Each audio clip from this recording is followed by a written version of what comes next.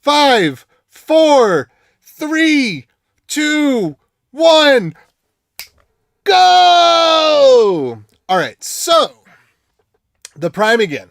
First of all, I have to say, I've watched he came out of nowhere for me. I didn't know about him, and then all of a sudden, I don't know, 3 months ago or something, all of a sudden I see him everywhere. I probably liked a tweet of his for the first time, but I love his takes. They're awesome.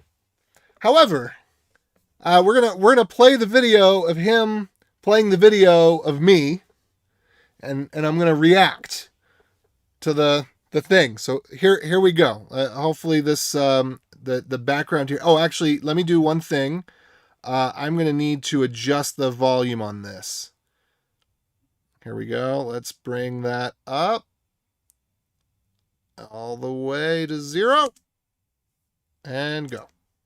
All right, so apparently Goroutines are useless for back-end development, which this seems strange. Okay, today I was listening to the podcast and one of the hosts said basically that Goroutines are useless for back-end development because we won't run multi-core systems when we deploy. We run multiple single-core instances. So I was wondering if it's in your experience true that strange phrase that nowadays we usually deploy only single core instances. I'm not a Golang developer. I'm a junior Java developer. Okay, hey, respect. Hey, give the man a little bit of respect. Okay, he's coming out here, junior Java dev, pleated pants on, loving life. Many respects for this. And I got to say the same thing too. You know, we got to give some respect to these young guys like the Primeagen. You know, coming out here, making it big on YouTube, learning tons of languages and having great takes on them. Respect. But I'm interested in learning Golang. Okay, so we could listen to this podcast here. Here, let's bring up this podcast because I want to be fair. Just make sure that the take is correct. Oh, and it's late. Okay. Whoa. Okay. So right now I'm going to first choose to have no sound because I felt like that was the best approach to start with. Was invented to solve a problem that we immediately stopped having.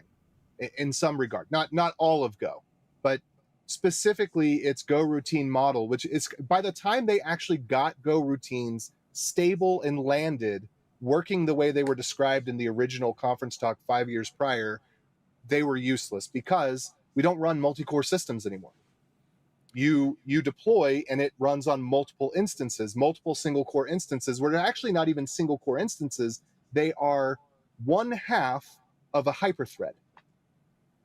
Yeah, I completely agree with that, right? Like if you're using Kubernetes, you just scale up at the pod level, right? Rather than within your application. Though I will say, there's been a lot of times where it was really nice to be able to just run a quick background job on the same server. Okay, so let me give the context of this. So first of all, the Primeagen did not know that this is a JavaScript podcast because it's devchat.tv is Chuck Maxwood's network of podcasts. So he's got some React podcasts, he's got some JavaScript podcast. Well, he's got a React podcast, a JavaScript podcast, an Angular podcast. There's a few other languages, and there's a DevOps podcast. It's a whole podcast network, and he's chosen to aggregate all the videos on the devchat.tv channel rather than having them in their separate channels. So he didn't get that this was and if you haven't seen the whole video, let me see if I can throw a link to this video here in the chat. So here's Primeagen reacts Go routines are useless. All right. So first of all, it is a JavaScript podcast. So I'm coming at from the perspective of JavaScript has async, and that actually works. It's worked really well, and not just the new async, but the old async, the callbacks. So JavaScript has always been asynchronous. So we're coming from that perspective. I'm coming from that perspective. And one of the things that I didn't say in that sentence was relative to the async in JavaScript. So, and a lot of people don't know this, and I take it that the Primeagen didn't know this, and I didn't say it because I just had it in my head, and then I mentioned it, and I didn't finish the whole sentence or didn't put in the sentence. So the way that Go routines were described in the original conference talk was that they would be taking advantage of multiple threads and multiple cores, and they would be doing it efficiently, and they would have zero downtime garbage collection. Now, when Go first came out, it did not have zero downtime garbage collection. It had very low garbage collection, but it wasn't zero. They did get it to zero, as in below 1 millisecond. So zero downtime garbage collection is less than 1 millisecond garbage collection downtime. And the way they do it is in part through Goroutines. I don't remember the exact split, but basically a running bit of code is responsible for its own memory. And so the garbage collector eventually, as the way that it works today, unless it's changed again, which it may have, but is responsible for its own section of memory. And so they were able to get it down to where there's only a less than 1 millisecond freeze the world pause. And so the way that Goroutines were promised and then weren't delivered on for quite a long time, for many years. Go 1.5 is when they finally delivered on that promise and got the garbage collection working so that the stop the world garbage collection time was 0 milliseconds or less than 1 millisecond, and that the performance impact was, I believe, around 10%. And this comes up a little bit later. I'll get to that later. Anyway, so that's kind of the context. Is me. I've loved Go since the very beginning. I watched tons of the conference talks especially in the early days, but even now I try to stay up to date and keep up on it. So when I'm saying that Goroutines are useless, what I'm saying is in comparison to the async that we get in Node, which was the contender along with the Erlang. Erlang had a new resurgence. So it was Node, Erlang, and Go were the three contenders at the time. And I bet on Node because of the popularity of jQuery. jQuery was in its hype cycle. JavaScript was finally getting some real traction.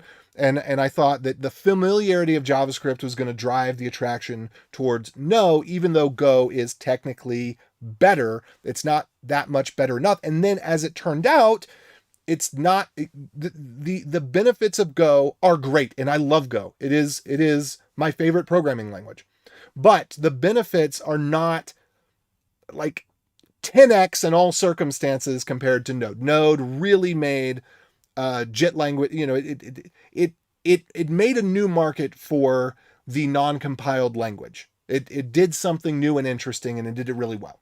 So that's what we have is. In compared to the way that JavaScript async, meaning callbacks at the time, was working, and what Go brought to the table, we very quickly stopped caring about the number of local cores. So if you are using Goroutines and all you're getting is the async benefit that you get with JavaScript, but then you also have to deal with memory corruption and having to be a more experienced programmer to deal with that aspect of it, then, Goroutines are useless from that perspective because Node solved the async problem. And since we're only on a single core, the benefit that you get with Goroutines doesn't actually outweigh the complexity if you're on a single core. Because if you're on a single core, the only benefit actually that's not entirely true either, because it could be possible, although unlikely, for the thread that's running to switch from one Go routine to another and say something that's parsing JSON and halting the world to parse JSON, which is a synchronous action. That could get put on pause and something else could respond to a request, and then that could resume. So there's the potential for that, but the gain is there's not really gain. So the gain you get from Go, you have to be running on at least 2 cores or a full hyperthread, but really 2 cores. So that's where I'm saying that the Goroutines are useless. Now, I was kind of surprised because this guy, he seems like he talks so intelligently about so many things. I love his takes. He's obviously really experienced, but then there's things that he doesn't know that surprised me. So let's go back here for a minute because I already mentioned this memory problem. Let's talk about this memory problem. All right, so I think I've got this queued up to the place where we can just call it out. So this was Go 120 introduces memory arenas, and it actually calls out I think here it has both a figure of 19%, but then it also has a figure of 8%, which I think is more likely. We're just going to listen to a small clip here. Hold on. Or we're not. All other requests that are waiting all get hit with the same garbage collection. So a 200 millisecond stop isn't just a 200 millisecond for a singular request. It's a 200 millisecond for the 10 requests in there. So the amount of speed you gain by reducing garbage collection goes up significant amounts inside of a Node application. That's why. So there, he's talking about Node, and this is correct. And this actually, the same concept, whether it's garbage collection or it's something else, when you're running on a single core, the same concept applies pretty evenly. Like I said, the thread scheduler actually can choose to pick something different to run, but assuming that it's going to run what it's running to completion, that it's not taking too long. Like in Node, it's just going to have to take too long, but in Go, it can round things out to let another thread get more time. But anyway, that's the problem in Node, is that if you do a stop the world, no requests get answered. Now this.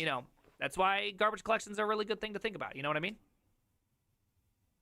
I don't know if it's the same in Go. I don't know exactly how Go works, but if it also has freeze the world garbage collection, then you could argue the... Now this is the part where, it just goes to show one man can't know everything. But I was kind of surprised because he's talked so much about Go and he's got a lot of really good in-depth experience. But this is something that surprised me and I think kind of leads into the reason for the misunderstanding in the first video. He did not know, as of at least this was like 2-3 months ago. No, we're in November now. Anyway, so July, right? So he did not know that one of the key benefits of Go, and this was from, I believe in the original conference, this was announced, and they kind of had a caveat like, oh, well, it's not entirely implemented that way. But that's one of the core benefits of Go is zero downtime, and zero, we're saying 0 milliseconds. So there is downtime, but it's not 1 millisecond. So it is 0 milliseconds, zero downtime for the garbage collection. And so if you didn't know that, then also the context of what I'm saying. And again, like I said, I have a bunch of stuff in my head, and sometimes, and I could tell even, that is something I forgot to mention too, from the way that Lane was reacting, I thought it was really strange that he was saying, well, it's nice to shoot off a background task. I'm like, well, of course you can shoot off a background task. But I didn't say anything. I just continued forward, but I had a little bit of a halt. And then watching this the second time, watching the reaction video, I get it. It's like, oh, it was totally unclear that I was juxtaposing that with our previous conversation to how Node works. Because I didn't explicitly call it out. It was in my head. But again, I know a lot of details about Go because I followed it so early on that I guess a lot of them are kind of minutia or trivia or whatever. But the 0 millisecond downtime, I think that's kind of an important thing. It's kind of an important thing to know. All right. So then, not only do we have that, now we have that, but I came across this as well. Okay. Now this is where you got to listen to your elders, folks. Yes, I am, Mr. Griffin. I'm reacting to it. Well, a lot of people are asking me to react to it. And I was like, whatever. No, because if you watch the video, he stops 30 seconds short of me giving the clarification that's mentioned in the Reddit post. But of course, the clarification has 1 upvote and then everything else, whatever, right? Okay, but we're going to go into this too. Okay. Authorization map. Oh. So, whoops. Let me back it up a few seconds here. All right, and this, my friends, is why it's important to listen to your elders. Like Primeagen, where's your gray hair, huh? He doesn't have it, and but we'll get there. Converts the mapping of a domain to auth2 models into a protobuf authorization map. Okay, so what do we got here? We get a response, we get the authorizations, we go over the range, make a copy of K because it'll be reassigned in each loop. All right, there we go. Auth PB, we do a little bit of that, pass in the value, return error if nil, append this. Okay, a reference to K copy. Bam. Let's see. The author of this code clearly understood the general problem because he made a copy of K. But it turns out the model to auth PB used pointers in the field of V when constructing. Ooh, yep. Classic. Didn't V copy. Only gave him the K copy. You can't give the K copy without the V copy. Yeah, I didn't see that one. Okay, not skill issue anymore, to be honest. Yeah, this is a tricky one. I see this. This was a tricky one. Okay. He thinks that was a tricky one. Now, if the Primeagen had been following my blog, like a respectable developer would do, all 10 people who follow my blog, I don't think the count's that high, but if he had been following my blog, I talked about this exact issue right there. Now, interesting, my solution was to do the indexing. My solution was basically never use the value, always just index. That way you're not tempted to use the value. And I guess the linters now pick this up better, whatever. And we could argue whether it's more clear to do the copy in the way that it was showing or to do it this way. I prefer this way, although this could look so familiar that it's like, oh, he just doesn't know Go. He just doesn't know that you can do the this and the that. Talking about if somebody were looking at my code where I do this, because this is how I write Go because of this problem. And it's interesting that they fixed it in 1.22, and it's interesting that later on he mentions how in their own tests they had this problem. But I just learned that the value parameter of a for loop in range is just something you shouldn't use. And this is one thing that when people are getting into Go, I have introduced them to this several times. And yeah, so I actually haven't noticed the problem with the K value, but that's probably because I keep my key value pairs pretty simple. In Go, you can have anything can be a key, anything can be a value. It's interface, but I always keep my keys really simple. So I had not actually, the thing that would have been tricky for me would have been the copying the key, because I don't use complex objects as keys. I use strings or ints, or I mean, it's just, I don't try to do clever things. And I love, and we'll get into this again later. I love that, he and I both agree on that. Anyway, so yeah, I give this exact example. And so of course, he has been perfectly gracious. If you actually watch this whole video, he's spot on in what he has to say. He was perfectly gracious with me, and I can do nothing more than be gracious to him and say, you're welcome to view my blog anytime. I will never stop you. I mean, I'm being funny. I'm poking a little bit of fun. But I honestly, I think that his stuff's great. I just thought I'd take the opportunity, since people had mentioned to me, and I was looking for this stuff about arenas here, and he's the only person who'd covered them. And so and then I happened to watch his other video about this over here. And so that kind of what got me back on this path, even though it's been a month and a half and people already commented on stuff. Anyway, so then, yeah, the last thing I was going to mention is he does the review of Golang is bad for smart people. And this post is one of those, I forget what the name of the law is, but it's the law of sarcasm, where on the internet, it's impossible to tell the difference between someone being ironic or sarcastic and being truthful. And this whole article, even after he goes through the whole thing for 27 minutes, I'm not sure what the original developer's take is, but I'm not really good at reading people, but it seems to really strongly make the case for the simplicity of Go is good, and we shouldn't try to be smart and clever. Anyway, I don't have this one queued up to the thing, but at the end, he talks about how he would much rather have somebody who programs simply than someone who thinks and knows they're smart and programs clever, because when you write clever programs, you introduce clever bugs. So anyway, that's what I had to say on this. There's the original Reddit post if you're interested in it. It worked. I mean, it's fortunate that it was taken out of context like 2 or 3 times removed, because it ended up driving a lot of traffic to the JavaScript Jabber podcast episode. And, of course that's good. And a lot of people didn't actually go back and watch the whole episode. It just, drove up the views on that one video, but, nevertheless, it drove up the views. And so it was good overall. So if you want to take a look at the original Reddit, remember, you don't have to be kind for the sake of other people. Just be kind, or don't respond for the sake of yourself, because you've only got so many seconds you're going to live. And if you were to go, battle with someone, oh, you're an idiot, you didn't even watch the 30 seconds after the video, you got to watch this Reacts video. It's not going to benefit them. It's not going to benefit you. It's not going to benefit anybody. But with all that said, I'm going to head out, but I just started looking at TinyGo.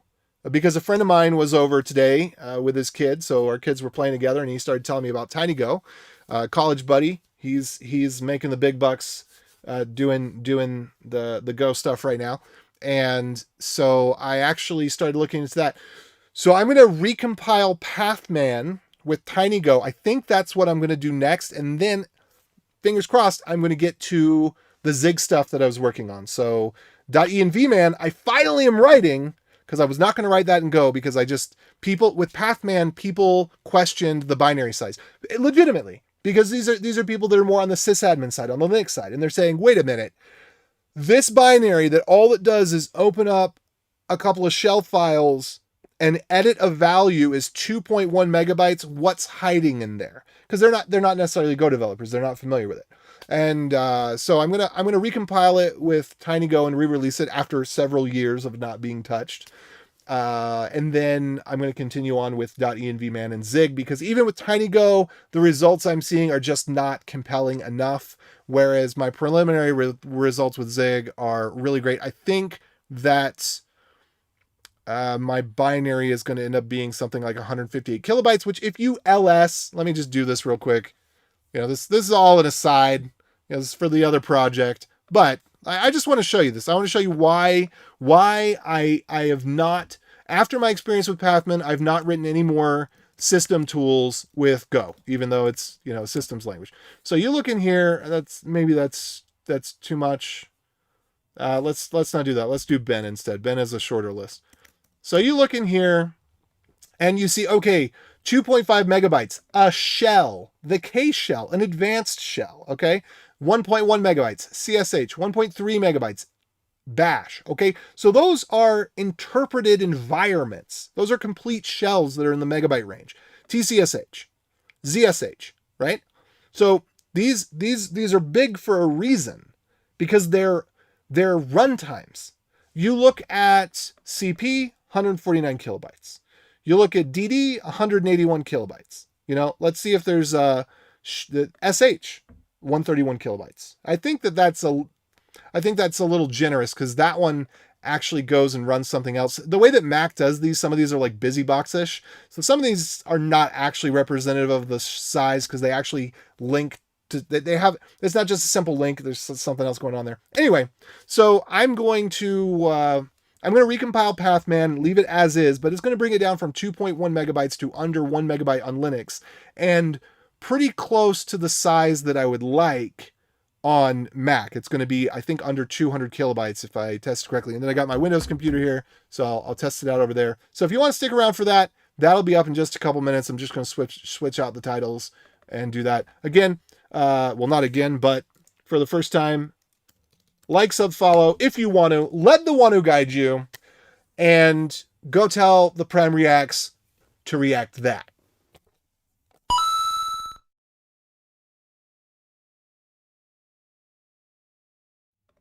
Was that dramatic enough? Did I do it right? I need to know.